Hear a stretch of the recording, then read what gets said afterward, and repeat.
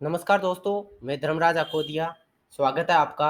और आज अपन देखेंगे 2012 में हुई रेट रीट के एग्जाम में किस प्रकार के क्वेश्चन पूछे गए थे और क्या आधार रहा था। और हम जैसे देख रहे हैं कि हम केवल ज्योग्राफी का अध्ययन कर रहे हैं और ज्योग्राफी में भी हम देख रहे हैं केवल भारत और विश्व की ज्योग्राफी। और उसका आधार मैं बता रहा हूँ आपको एनसीईआरटी कि एनसीईआरटी से कहाँ कहाँ से क्वेश्चन पूछे गए हैं। तो देखिए, अपन बिना टाइम खराब किए हुए देखते हैं पहला क्वेश्चन। हमारा पहला क्वेश्चन है, संगमरमर एक उदाहरण है, कौन सी चट्टान का उदाहरण है, ये पूछना चाह रहा है। एनसीईआरटी क्लास 7 के अध्याय 2 से हमारी पृथ्वी के अंदर अध्याय का नाम है, वहां से पूछा गया क्वेश्चन है। ठीक है, तो ए कायांतरित सेल, बी अवसादी सेल, सी आग्नेय सेल, डी प्लूटोनिक चट्टान। सॉरी, मैंने इंग्लिश में बोल दी, ये चट्टान। ठीक है, तो कौन सी प्रकार की सेल है, कौन सी प्रकार की चट्टान है, तो दोस्तों इसका आंसर होगा ए कायांतरित सेल। संगमरमर कायांतरित सेल का उदाहरण है क्योंकि घनत्व, ताप और दाब के कारण उसके भौतिक और रासायनिक परिवर्तन हो जाते हैं और उसी प्रकार के चट्टान को हम कहते हैं कायांतरित सेल। क्योंकि कायांतरित सेल और आग्नेय सेल मैंने बताई थी दो प्रकार की होती है, पिछले वीडियो में बताई, अंतर्वेदी और बहिर्वेदी। अवसादी मैंने बताई थी, अवसाद के कारण आग के जम जाते हैं। देखते हैं नेक्स्ट क्वेश्चन के अंदर, थोड़ा मैं जूम कर देता हूं ताकि आपको दिखे। ठीक है, अब साफ दिख रहा होगा आपको। ठीक है, नेक्स्ट क्वेश्चन देखिए, अपक्षय एवं अपर्दन, अपक्षय एवं अपर्दन की संयुक्त क्रिया को क्या कहते हैं। दोस्तों अपक्षय यानी होता है कटाव, ठीक है, कटना। ठीक है, और अपर्दन यानी सॉरी अपक्षय यानी होता है जमना। क्या होता है? जमना, जमाव जिसे कहा जाता है। और अपर्दन यानी होता है कटाव। ठीक है, दोनों चीजों को समझो आप। जब कटाव और जमाव दोनों अभिक्रिया होती है और ये किस प्रकार होती है, जैसे अवसादी चट्टानों का निर्माण मैंने बताया था कि इन्हीं के कारण होता है। तो ये जल के द्वारा हो सकती है, हवा के द्वारा हो सकती है, हिमनद के द्वारा हो सकती है, किसी के भी द्वारा हो सकती है। तो इसकी संयुक्त अभिक्रिया को क्या कहते हैं? ए अपघटन, बी जलीकरण, सी कार्बोनेशन, डी अनास्दन। देखो दोस्तों, पहले क्वेश्चन कहां से पूछा गया है? एनसीईआरटी क्लास 7 अध्याय 2। अगर कक्षा 11 की आप देखिए, कक्षा 11 की किताब में भी इसके बारे में दिया गया है, कक्षा 11 और वो अध्याय 6 भू आकृति और प्रक्रिया। ठीक है, तो इसका आंसर क्या होगा दोस्तों? इसका आंसर होगा डी अनास्दन कहलाता है। देखिए नेक्स्ट क्वेश्चन, निम्नलिखित में से कौन एक धात्विक खनिज नहीं है? दोस्तों बात ये है, धात्विक खनिज नहीं है मतलब तीन धात्विक खनिज कितने प्रकार के होते हैं? संरचना के आधार पर दो प्रकार होते हैं, धात्विक और अधात्विक। ठीक है, उसमें से आपको बताना है कि कौन सा धात्विक मतलब धात्विक खनिज है या नहीं है। धात्विक खनिज नहीं है, मतलब तीन धात्विक खनिज है और एक अधात्विक खनिज है, क्योंकि एक होता है अधात्विक। ठीक है, तो बताइए अधात्विक खनिज कौन सा है?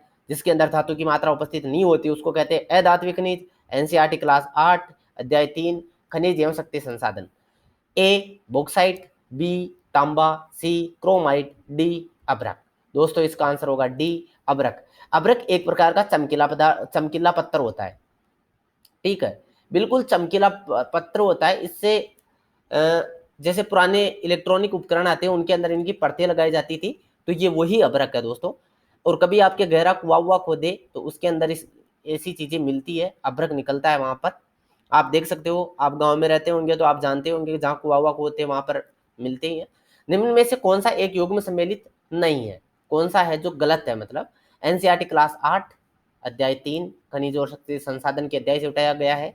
ए नवीनीकरणीय संसाधन प्राकृतिक गैस का उदाहरण है, बी प्राकृतिक संसाधन जल का उदाहरण है, सी जैव संसाधन वन का उदाहरण है, डी सर्वव्यापी संसाधन तांबा है। कि सब सर्वव्यापी यानी होता है सभी जगह उपस्थित होने वाली जो धातु है वो तांबा है। या संसाधन, संसाधन जानते हो ना, जो भी मानव अपने जीवन को सरल बनाने के लिए उपयोग में लेता है उनको हम संसाधन कह देते हैं, या उनके जीवन उपयोगी चीजें होती है हम उनको संसाधन कह देते हैं।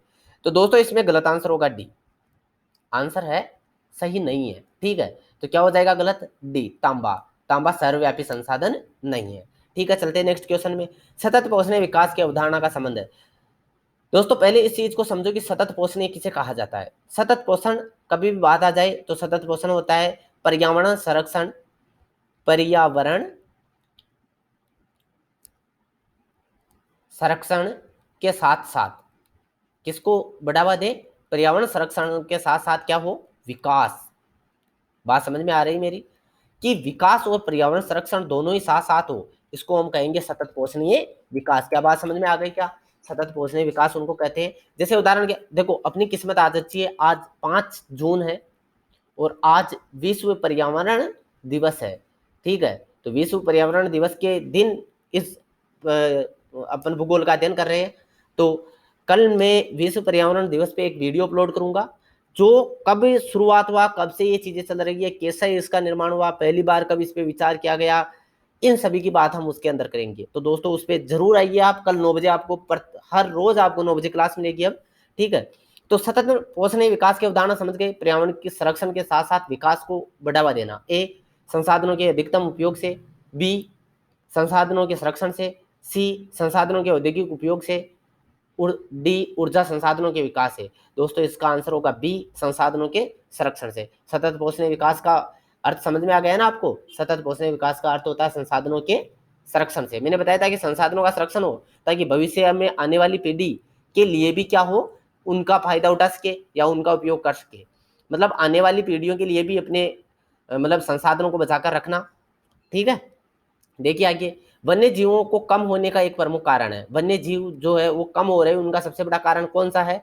तो ये अध्याय कक्षा 11 के कक्षा 11 की किताब में छठा अध्याय है और वो है मानव संसाधन, ठीक है। तो उससे आप पढ़ सकते हो, उसमें अच्छी तरह दे रखा है। हालांकि ये छोटी 6 क्लास की बुक्स में भी दे रखा है, पर मैंने अच्छा लिखा क्योंकि ये 11th क्लास में अच्छी तरह समझा रखा, बहुत अच्छी चीजें समझा रखी, तो एक बार वो पढ़ ले जरूर आप। वन्य जीवों को कम होने का प्रमुख कारण है प्राकृतिक आवासों का नष्ट होना, बी बांधों का निर्माण, सी बाढ़, डी नगरीकरण। दोस्तों वैसे तो सभी कारण जिम्मेदार है, पर इसमें पुख्ता कारण है नगरीकरण, और उससे के कारण ही, नगरीकरण के कारण ही प्राकृतिक आवास नष्ट हो जाते हैं, जिसके कारण ये दोनों ही कारण बन जाते हैं। तो माध्यमिक शिक्षा बोर्ड ने भी इन दोनों को ही आंसर माना था। चलते हैं नेक्स्ट क्वेश्चन में। विश्व में निम्नलिखित में से किस एक प्रदेश को गहन निर्वहन कृषि अधिक प्रचलित है? कक्षा 8 एनसीईआरटी से ही है, अध्याय 4 कृषि। देखना, गहन निर्वहन कृषि का अर्थ समझो आप। गहन निर्वहन कृषि उसे कहते हैं जो मतलब किसान अपने जीवन निर्वाह के लिए की जाती है, मतलब ज्यादा विस्तृत भूभाग में नहीं बोई जाती है। दूसरी चीज ये बदल बदल कर की जाती है, और ये एक प्रकार की चावल की खेती इसी के अंदर आती है। चावल की जो खेती की जाती है वो इसी के अंदर आती है। तो ये कौन सी क्षेत्र में बोए जाते हैं? ए शीतोष्ण प्रदेश, बी भूमध्य सागरीय प्रदेश, सी मानसूनी प्रदेश, डी अर्ध शुष्क प्रदेश। मतलब गहन निर्वहन कृषि सबसे अधिक कहाँ प्रचलित है? तो दोस्तों इसका आंसर होगा मानसूनी प्रदेश। चलते हैं नेक्स्ट क्वेश्चन की ओर। अपना अगला क्वेश्चन है, कौन सा भूभाग विश्व के छत के नाम से जाना जाता है? विश्व की छत किसको कहा जाता है? ठीक है, एनसीईआरटी क्लास 6 पृथ्वी के प्रमुख स्थल रूप। दोस्तों एक लाइन में दे रखा है बिल्कुल इसका आंसर, एक लाइन में, ठीक है। आप एनसीईआरटी किताब एक बार खोलिए, आपको खुद को विश्वास हो जाएगा कि यार ये सारी चीजें हम बड़ी बड़ी बुक्स उठा रहे हैं, उनमें कहीं भी नहीं है, ये तो केवल एनसीईआरटी किताबों में पढ़ा है। और अब तो आपके घर पे भी सुविधा हो गई है, क्योंकि राजस्थान में एनसीईआरटी लागू हो गई, तो आपके छोटे भाई बहन पढ़ते होंगे, उनकी किताबों को ही पढ़ लो, ठीक है। तो आप सब कुछ पढ़ लिए, पर एक बार एनसीईआरटी पढ़ के चले गए तो आप पछताओगे नहीं कि हाँ मेरा रेट में सिलेक्शन नहीं हुआ, ठीक है। तो इसका आंसर क्या होगा दोस्तों, बताइए जरा। आप जानते हो, ए महाहिमालय, बी पामीर का पठार, सी तिब्बत का पठार, डी दक्षिण का पठार। आंसर होगा पामीर का पठार। देखते हैं नेक्स्ट क्वेश्चन, भारत के किस राज्य में ग्रीष्म ऋतु को सामान्य काल वैसाखी हवाएं चलती है? एनसीईआरटी क्लास 7 अध्याय का नाम है वायु। अगर आप और अधिक जानना चाहते हो तो मैं आपको बताऊं, राजस्थान में चलने वाली एक गर्म हवा होती है, उसको कहते हैं मलू। इसी प्रकार किस राज्य में ग्रीष्म काल में काल वैसाखी हवाएं चलती है, उनको कौन से राज्य में चलती है? तो ए पश्चिमी बंगाल, बी असम, सी उड़ीसा, डी बिहार। दोस्तों माध्यमिक शिक्षा बोर्ड ने इनको दोनों को आंसर माना था, ए और बी को, असम और पश्चिमी बंगाल को, ठीक है। तो दोनों ही हमें मानने पड़ेंगे। देखते हैं नेक्स्ट क्वेश्चन की ओर चलते हैं अपन। देख लो, मैंने प्रत्येक क्वेश्चन में आगे सोर्स लिख रखा है कि ये कहां से उठाया गया है, ठीक है। भारत के किस क्षेत्र में याक पशु मिलता है? याक एक प्रकार का जंगली बैल के समान होता है, उसके शरीर में बहुत बड़े बड़े बाल होते हैं, और बाल होने का कारण यह कि वातावरण के कारण, उनके शरीर ठंडे वातावरण में रहने के कारण उनके बालों का खतरनाक विकास होता है, मतलब बहुत ही तेज गति से, और वो बड़े बाल उनको अत्यधिक ठंड से बचाते हैं। तो वो कहां पर मिलते हैं? और आपको पढ़ा होगा, आपने पढ़ा होगा वाई4 W4 याक पढ़ते थे हम, ठीक है, याद होगा आप जब बचपन में पढ़ते थे। तो ये कहां पर है? एनसीईआरटी क्लास 7 अध्याय 2 प्राकृतिक वनस्पति एवं वन्य जीव, इस वाले टॉपिक से उठाए गए हैं। कहां होगा ये, या कहां मिलेगा? ए सुंदरवन, बी अरुणाचल प्रदेश, सी दार्जिलिंग, डी लद्दाख। तो दोस्तों लद्दाख में मिलेगा। ठीक है, ये हमारे विश्व का सबसे ठंडा, विश्व से सबसे ठंडा जो मरुस्थल है वो भी यहाँ पर ही है, लद्दाख में। ठीक है दोस्तों, चलते हैं नेक्स्ट क्वेश्चन में। निम्नलिखित में से किस एक स्थान पर एंटीबायोटिक दवाओं का उत्पादन इकाई है? एनसीईआरटी क्लास 8 अध्याय 2 प्राकृतिक वनस्पति। तो दोस्तों ए हरिकेश, बी देहरादून, सी शिमला, डी चंडीगढ़। इसका आंसर होगा ए हरिकेश। चलते हैं नेक्स्ट क्वेश्चन की ओर। इस 2012 के पेपर में दोस्तों सबसे ज्यादा जो क्वेश्चन उठाए गए वो ज्योग्राफी से उठाए थे, क्योंकि हर बार 10 क्वेश्चन की क्वांटिटी आ रही थी, पर इस बार कितने 13 क्वेश्चन लिए गए हैं। देखते हैं अपन अगले क्वेश्चन को। किस महासागर में मिरियानो गर्त स्थित है? मिरियानो गर्त आप जानते होंगे कि वो इतना गहरा है कि उसमें हिमालय को भी जाके रख दे तो वो भी जल विहीन हो जाएगा। तो ये एनसीईआरटी क्लास 6 अध्याय 6 पृथ्वी के प्रमुख स्थल रूप यहाँ से उठाया गया है। आंसर बताना आपको। ए हिंद महासागर में, बी प्रशांत महासागर में, सी अंध महासागर, डी ध्रुवी उत्तरी ध्रुव सागर। दोस्तों इसका आंसर होगा बी प्रशांत महासागर में। चलते हैं नेक्स्ट क्वेश्चन की ओर। क्षेत्रफल के आधार पर विश्व का सबसे बड़ा, पर ध्यान, विश्व का सबसे बड़ा व सबसे छोटा महाद्वीप है। एक चीज मैं आपको बता दूं, ये उठाए गए क्वेश्चन देखना एनसीईआरटी क्लास 6 अध्याय वही 5वां ही है। पर एक चीज बताओ, अभी हमारे महाद्वीप और महासागर नाम का टॉपिक हटा दिया गया है। आप सोच रहे होंगे कि और प्रश्नों में तो मैंने आपको बहुत सारी चीजें बताई, पर इनमें क्यों नहीं बताई? तो मैंने पहले बता दिए कि जो टॉपिक हमारे से हटा दिए गए उनको केवल मैं बताऊंगा, उनके बारे में अपन चर्चा नहीं करेंगे। तो देखो महाद्वीप और महासागर नाम का टॉपिक हमारे वर्तमान के सिलेबस से हटा दिए गए हैं। ठीक है, तो हम इस पर ज्यादा चर्चा नहीं करेंगे। पर क्वेश्चन भी बहुत आसान पूछते थे। मैं आशा करता था कि ये टॉपिक रहते तो कम से कम इजी क्वेश्चन बनते और अपन जवाब देते थे, क्योंकि हर साल ऐसे ही क्वेश्चन बनाए जा रहे। तो क्षेत्रफल के आधार पर विश्व, अगला क्वेश्चन अपना, मतलब छोटा और बड़ा महाद्वीप है, सबसे छोटा और सबसे बड़ा महाद्वीप है, बताइए दोस्तों। ए अफ्रीका एवं ऑस्ट्रेलिया, बी एशिया व अंटार्कटिका, सी एशिया और ऑस्ट्रेलिया, डी उत्तरी अमेरिका और अंटार्कटिका। दोस्तों इसका आंसर बताइए, इसका आंसर क्या होगा? तो इसका आंसर होगा सी एशिया और ऑस्ट्रेलिया।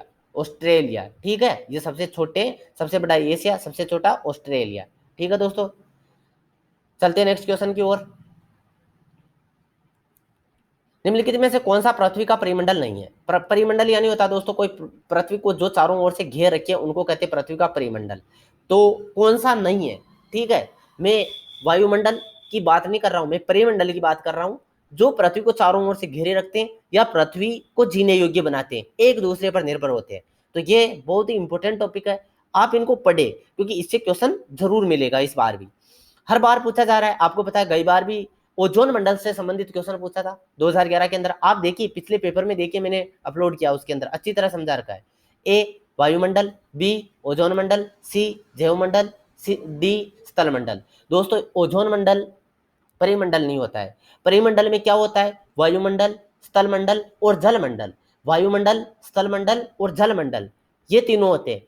पर जल मंडल, स्थल मंडल और वायुमंडल का जो उभयनिष्ठ भाग होता है, जैसे माना कि ये आ गया वायुमंडल, ये स्थल मंडल और ये जल मंडल, अगर ये उभयनिष्ठ भाग हो गया जो बहुत ही, मतलब ये समझो कि ये सीधी सी बात है कि ये सामान्य नहीं होगा, ये बहुत ही विचित्र होगा, इसके अंदर जीव जंतु सभी उपस्थित होंगे, इसकी भूमि भी अलग होगी थोड़ी, तो इसको कहते हैं जैव मंडल। क्या कहा जाता है? जैव मंडल। क्या बात समझ में आ गई आपके? तो ओजोन मंडल तो वायुमंडल का एक भाग हो गया। ठीक है, तो क्या हो जाएगा अपना आंसर?